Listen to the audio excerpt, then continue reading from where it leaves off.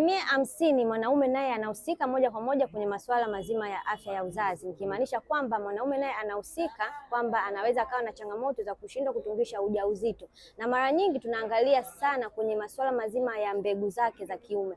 Inawezekana ukawa unatoa mbegu lakini zina udhaifu, hazina umbo maalum, lakini pia hazina spidi ya kwenda kulifikia yai ambalo limepevushwa, hivyo inapelekea mwanaume kushindwa kutungisha mwanamke ujauzito. Lakini pia ukiwa na changamoto ya kutoa mbegu chache, sawa, mbegu ambazo ni nyepesi na mbegu ambazo hazina rangi ambayo inahitajika, inapelekea mwanaume kuwa na changamoto moja kwa moja kwenye kushindwa kutungisha mwanamke ujauzito. Inawezekana wewe ndio mmoja wapo mwanaume ambaye unaniangalia, umehangaika sana kuhusu hili swala, sawa? Umehangaika sana kuhusu kutumia madawa mengi sana bila mafanikio ili kuweza kutungisha mwanamke wako ujauzito. Hakikisha unachukua namba yangu bye, tuzungumze namna gani ya kutatua changamoto yako ili uweze kurudi kwenye hali yako ya kawaida na uweze kuitwa baba mwaka huu 2025.